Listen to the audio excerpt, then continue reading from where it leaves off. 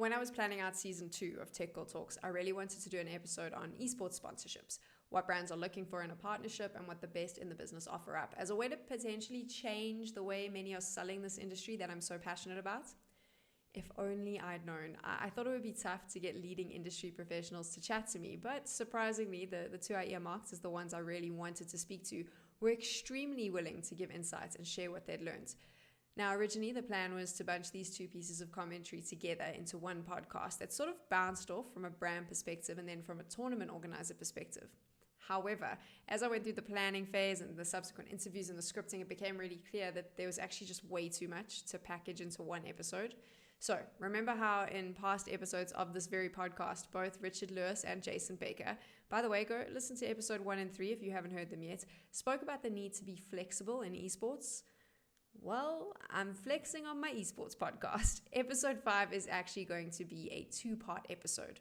The second part of this episode will feature the insights of Pharrell Sweeney, Director of Partner Management at ESL Gaming. Now, ESL is an event organizer, production company, and tournament organizer that really dominates the global esports scene, if you didn't know. Her insights into the sponsorship side of esports will make you rethink everything you think you know. But she isn't the only one. For part 1, which you're listening to right now, I've decided to give you the perspective of someone who handles the esports sponsorships from the brand side, and one of the most well-known brands in gaming at that. My name is Tim Ashton. I currently work global esports for Steelseries, which means I oversee our esports accounts and stuff like that. It says global. It's been mostly European as of last couple of years because we've got more staff in, and I've actually recently just pivoted to also work with our tournaments and events on a more like full-time basis. So I kind of get around the scene on that front, but mostly to do with esports and basically everything that goes into that ecosystem. Before we get into it, I do want to make it clear that I was chatting to Tim in his personal capacity, as his insights and experience allows him to really deep dive into this topic. He isn't speaking on behalf of Steelseries, but rather from his own space in esports, but he does obviously work for them. I think the first thing to understand is the various opportunities that esports provide to potential sponsors. Tim explains what Steelseries has done from a sponsorship and partnership perspective. This also provides a foundation for the rest of the conversation we're going to have, as you'll have a better idea of the kinds of things Tim has the opportunity to work on and what his job entails. Historically, we've been everywhere. We used to do the dream hacks, and I say used to, not as in, oh, we'll never do it again, but like we used to do DreamHack Summer, DreamHack Winter, huge presence there up in Sweden. We've sponsored Face It, we've sponsored Blast. We're working with Valve right now on TI. So obviously from the event side, a bit of everything. It really depends on how it fits with our other activities at any given time or when the tournament or event itself is on. We also obviously have a lot of history sponsoring teams. We were the first organization, the first company to sponsor teams back in the day. Like that's basically where we cut our teeth, and it's why we still have such a large presence in specifically Counter-Strike from a European perspective, because that's the OG on our continent. But Dota as well, simply because we go far back in that regard. So we obviously also work a lot with teams, also work with influencers, and basically anything that makes sense in terms of the scene itself. We tend to work with slightly bigger things, so small influencers, very small tournaments, very small events. It's not so often that we get behind that, but it's not because we won't support it. It's just there are only so many hours in a day, and we can't be everywhere, so we have to kind of prioritize. But if it makes sense for us, yeah, absolutely, we'll throw ourselves behind most things. I've had to sit through enough boring business of esports panels to hear folks rattle on about how brands are ripe and ready to get into esports, chomping at the bit, desperate to be included. I could go on. But why? So for endemic brands, and that's just a fancy marketing word for brands regularly found in gaming who sell gaming products, it would seem pretty obvious, right? But it actually is a little bit more nuanced than you'd think. So I have this conversation with people a lot, and it's rarely what people think. ROI, things like that, that's absolutely given. Of course it is. We're a business, and I would say that that's the same for everyone. I don't think anyone, unless they have a very clear strategic reason to ignore ROI, nobody ignores ROI. It's just one of those things. But I actually think when it comes to the scouting and the one place I most often kind of grown and sigh to myself because this is going to be a long conversation with people, is in terms of their planning. I think so many parts of our industry still haven't quite identified what we are. And by we, I don't mean the sponsors or anything. I mean the scene itself. There's this idea that we're football, and by being football, all you have to be is big enough or wanted enough, and somebody's going to throw money at you. And that's not how that works. It's not how anything works. I think a lot of people, whether it's events, whether it's teams, whether it's tournaments, influencers, pro players, the lot, I think a lot of people would gain a lot from shifting their perspective of how they see themselves. We are not sports athletes.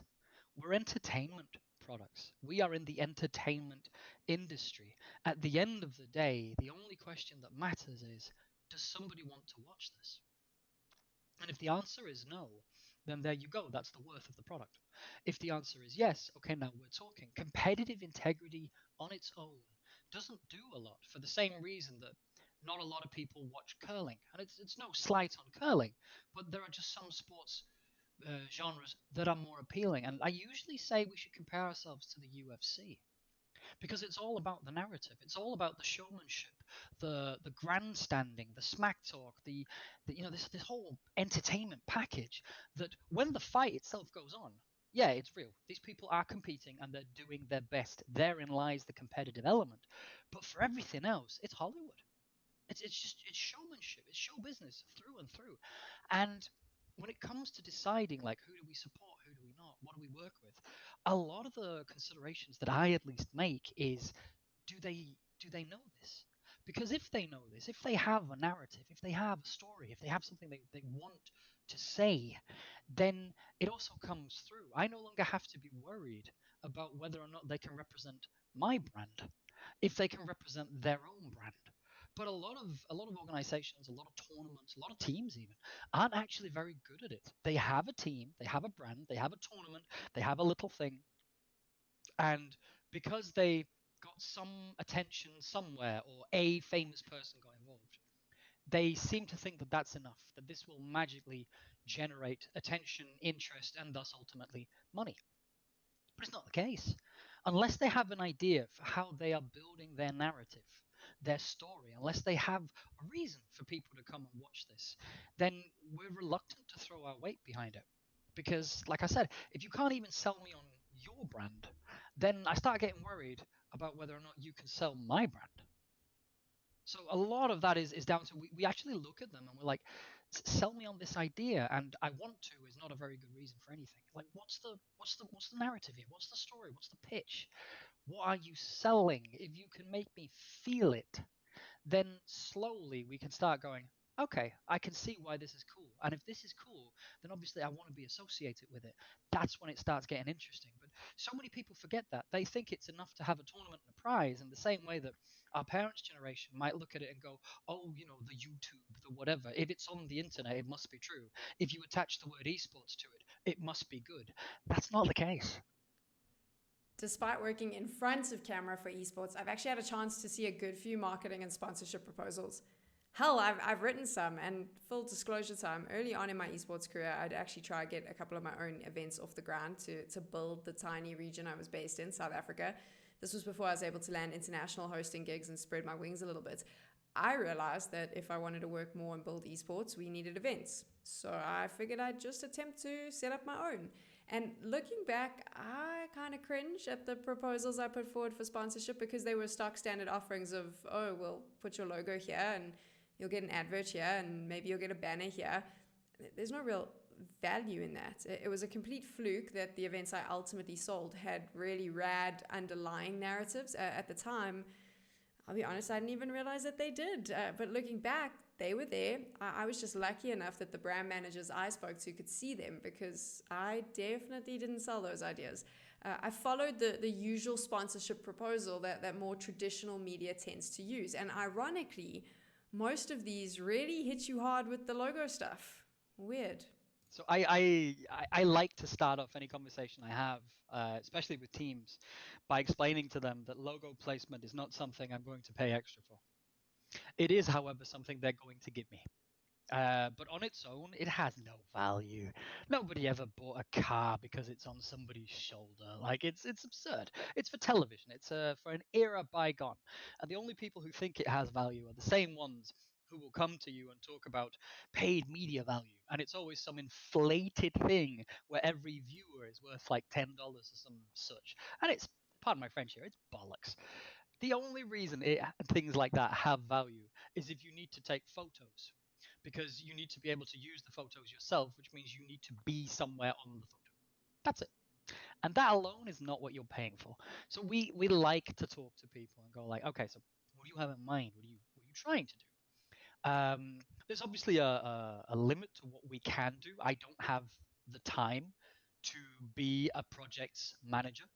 I would hope that the project manager of said project is getting paid to do that. So I can't sit down and develop the entire concept for them. Sometimes if we think they have like promise, if we think there's something there, then yeah, we'll sit down with them and go, look, we really like this idea, but I think maybe we should have a little more of this. We should pivot a little more in this direction. We'll try and develop a concept with them, co-develop things. Absolutely, we'll do these things, but most of that has to come from them. They're the ones trying to persuade us to throw money at them. So as with everything, they gotta pretty up a little bit and kind of make an effort. Instead of just almost being entitled to the sponsorship itself, is a mistake I see a lot of people make. They come in and they think that because they have this great idea in their head and all they need is all your money, why won't you give it to them? I'm like, well, make it worth my while. I mean, why would we?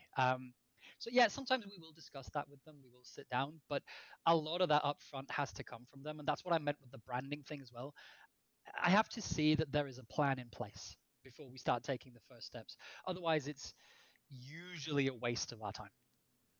How many times have you been on social media and watched your favorite esports player or esports content creator post about how they can't pay the bills with exposure? There's so many memes. It's like a running line, right? Brand X asked me to post or do something and said they can pay me in exposure by sharing it with their following. Ha ha ha. I can't pay rent with exposure. I can't buy my groceries with exposure. Insert meme here. Now I realize not everyone, and possibly not you, has seen an esports sponsorship proposal from a tournament organizer or team, but let me tell you, guess what the big selling point is? Exposure for the sponsor. And wow, the irony here is not lost on me or Tim. Oh, how the turntables. Yeah, no, but absolutely. And that's what it is, a lot of it. Like my favorite one was, I won't mention names, obviously, but my favorite one was somebody was trying to sell me on the idea that a t-shirt shoulder, not even the front where you can see it, but like the left shoulder, which is a side that you don't see on broadcast very often, that was at least worth a couple of 100,000. And we're staring at them like, thanks for the call, mate. I'll I'll talk to you later. Yeah. And you see things like that. There is this like, oh, but exposure, like that works both ways. Like I'm not going to sell headsets with exposure. Don't be daft. And that kind of brings us to the biggest consideration at the end of the day, of course, is it's ROI. At the end of the day, like if I don't think that I'm going to make money doing this, either with intangible feedback, so like there's no secret that strategically, for instance, if you help out or sponsor a local event, it's because you locally want to see some kind of kick. So either you normally have some kind of activation deal with a local distributor who's going to benefit from the added attention in the area, you do some kind of co-branding with them, there's an event where they're the ones supplying the shop or whatever. Or if it's like a big global thing, then you're hoping to start some kind of sales campaign behind it. You're hoping to get peace in, like presence of mind, obviously. But I find in our industry, we can't rely on presence of mind alone. That there has to be some kind of sales activity tied to it in order for it to make sense. So it's always ROI. It's always like, how is this going to help us sell something, whether it's long term or short term? That's up for debate. That depends entirely on the strategy, what's going on, what's been decided, what's the course of action over the next 2 years. Long-term goals tend to take longer before you start seeing the payoff, of course. But like for smaller events and things like that, they're always going to be short-term. You're not going to long-term goal a tiny little regional local event that nobody's heard of. There is a short-term thing tied to this, and it's often like a local distributor or a thing that will then convert this into sales somehow. Or it can be political. It can be somebody saying like, we like amateur stuff. There's a grassroots organization in my local neighborhood. Some CEO's son or whatever is playing for it. Or even they like it because they used to grow up with it and they think this is important to them. We had a guy with us some years ago.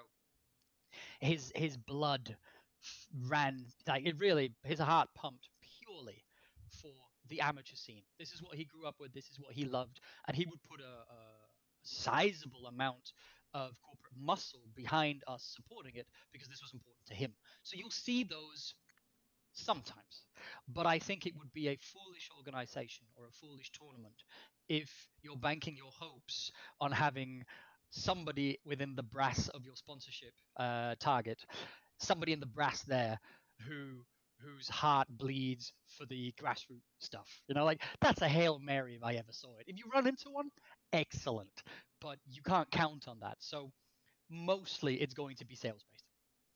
This is for my South African listeners who might be looking to level up their gaming. I'd really suggest taking a look at Vox. The ISP has recently launched Vox Gaming Essentials with the goal to support local gamers with low latency, low ping rates, and guaranteed reduced game jitters via their optimized gaming network. Check out vox.co.za and click on the Vox Gaming tab if you want to find out more. By now, you probably have a reasonably good idea of what a strong partnership or sponsorship looks like from the brand perspective. However, there was something I was really curious about because it's something that has bugged me for some time. The idea of reporting on said sponsorship. In a smaller region, viewership is pretty, hell, I actually want to swear here, but I'll keep it family friendly and say rubbish. Episode 1 of Season 2 of Tech Girl Talks jumped into this and we discussed return on investment there as well. The vanity metrics like views and impressions don't add up for me. Before I decided to go all in with esports, I actually worked full-time at an influencer marketing agency, and there was a constant struggle for me to try to show brands that engagement and sales measurement was a far better thing to look for than a gazillion impressions on something. Slowly, I noticed this change in digital marketing where tracking someone down a sales funnel and showing real engagement with a brand was ranked higher than things like eyeballs on content or impressions. Though in many of the esports reports delivered to sponsors that I've seen, and granted, I've not actually seen a lot of these, a lot of attention was given to the very metrics I thought marketing was actually attempting to get away from. So I asked him if we possibly had an issue in the industry where we weren't adequately reporting our successes and ultimately doing esports a disservice because of this. Oh, you've come prepared. Yes. I don't think there is a lot of really good metrics for what a lot of this is. The tangible ones are direct sales links. Anyone can measure those. And outside of that, I think our industry suffers from the same that global marketing suffers from, in that a bunch of people with fancy educations within marketing fields who speak marketing and live and breathe marketing forget that not everything in the world can be measured in impressions and blah, blah, blah, which is why every time you see someone afterwards setting down this event deck and they're like, oh, it did this and this well, it did this, this, and this, they're always kind of skimming the numbers a little bit. Oh, we got this many hours watched. Like, yeah, in total, or like per viewer. What's the breakdown? And there's not a good metric for any of this. But I actually think that they are to be forgiven for this because I think that the at times dishonest practices of YouTube and Twitch and Twitter when it comes to how they measure an engagement. I think this has actually done a disservice to reporting in general. Because right now, a view is any view. Yeah, so you're scrolling down your Twitter page, that counts as a view. Boom, you viewed that piece of content. You didn't view anything. You have no idea what you just scrolled past. You're trying to get to the good bits of somebody fighting on Twitter or whatever. But because of this, I actually think that reporting has been artificially inflated across the board. Which means that if you come in and you do good, honest reporting in terms of, look, this is what we reached, this is what we got, this is whatever. Now, maybe you're talking to someone who understands that these are the numbers that they care about, but you show that to the brass anywhere, and you will be ridiculed. Like, what do you do? Why have you wasted our time with these insignificant numbers? And I actually think that is detrimental in terms of proper reporting. And I don't know how to fix that. I don't know how you can fix that without some kind of like education across the board of what is and what is not important, which is also why I think most entities will just go back and say, show me the cash, show me what we made, show me what we sold, and then we don't really care about anything else. But that is a failing, I think, of the ecosystem that we all live and exist in, because so little of it is properly transparent. The fact that you don't have actual viewership data to any of these things, they're always doctored. The organizations themselves are the ones telling you how it went, how many people watched, what went on, and blah blah blah. And they're always lying. Of course they are. It's in their interest to lie. And every year you take whatever numbers look the absolute best, and every year you move the needle a little bit for what we consider normal. And I think it's what leads to sometimes this idea that our industry is bigger than it is. I think the biggest wake up call I ever got was when a random, sorry, me going out on a tangent here, you but this happens, I'm sorry. I got contacted by a singer songwriter in America. Never heard about the guy, never heard of him ever, you know. And he reached out. He's like, oh, you know, he plays games sometimes. He'd like a headset. And in my head, I'm like, I have no idea who you are. Why would I give you one? You know. And then I clicked on him, and I'm like, you've got 2 million followers. I've never heard of you, like ever. And it dawned on me that as much as we think we're the coolest thing on the block, and we are, mind, but we're not the biggest. Not by a long shot. Like we pale in insignificance when it comes to music, when it comes to sports, when it comes to all these kind of numbers. But I think we've got it in our head that our numbers need to sound like theirs, and I think that's actually a problem. Because by doing so, we inflate to a point that's a little unrealistic, and we tend to believe then that these inflated numbers are how you made that much money, but they're not. The money was made on its own. And come from actually smaller numbers than that can still be good enough, but there's not a general understanding of that in the industry. I find so that's a problem on the reporting, in that it's very difficult to get accurate enough, simply because we're not using the same data, we're not speaking the same language, and none of us have access to the same numbers. So everyone is kind of just lying a little bit. And I think that's a problem. But this is me speaking like personally. I don't know how to fix that at all.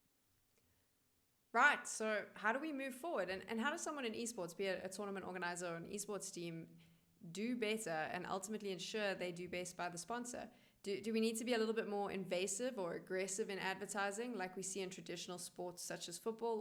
Or is there another way to provide value? I think we exist in a strange ecosystem because we basically invented the whole free to play. And by that, I mean anything but free. But we're free to watch, we're free to everything.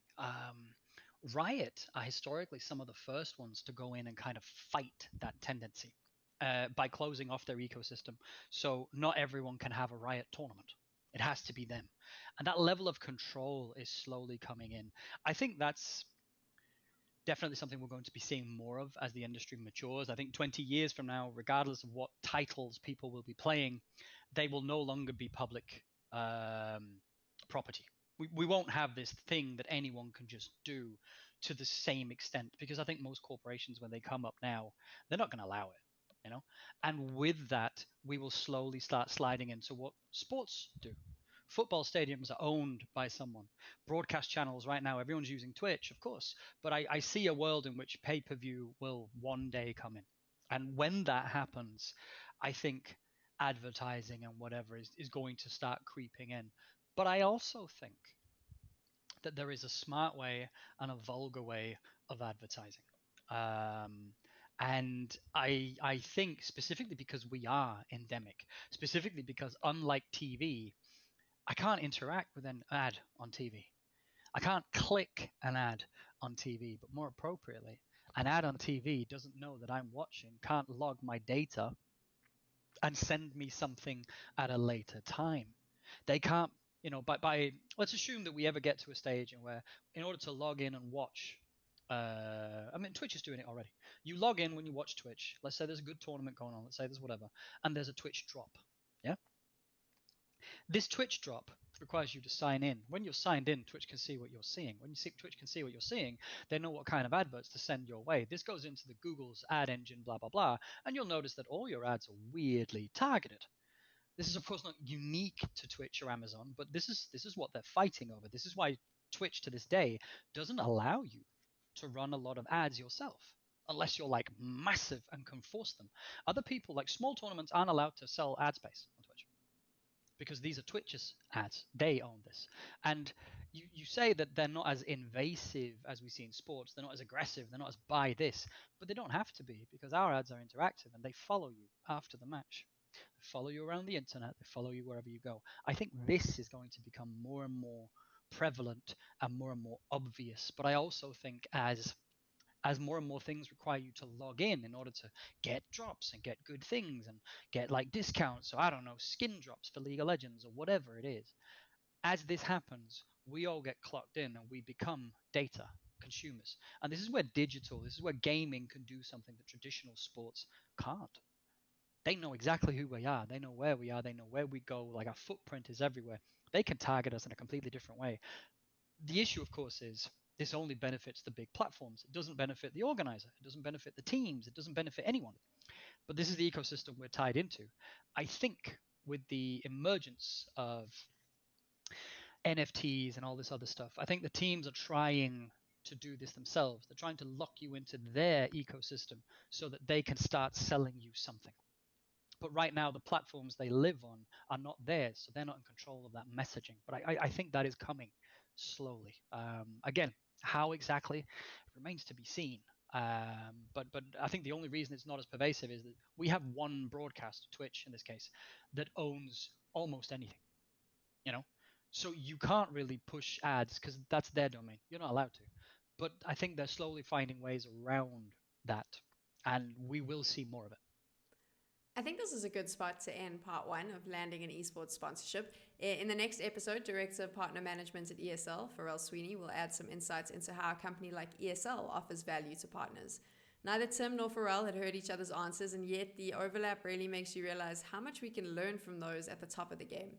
Be sure to hit subscribe or follow on your preferred podcast platform so you don't miss part two. Tech Girl Talks is a playlist original on all good podcast services. If you enjoyed this episode, please give it a review. And if you'd like to chat more, you can find me on @TechGirlZA, both on Instagram and Twitter. I'd love to hear your thoughts on this episode.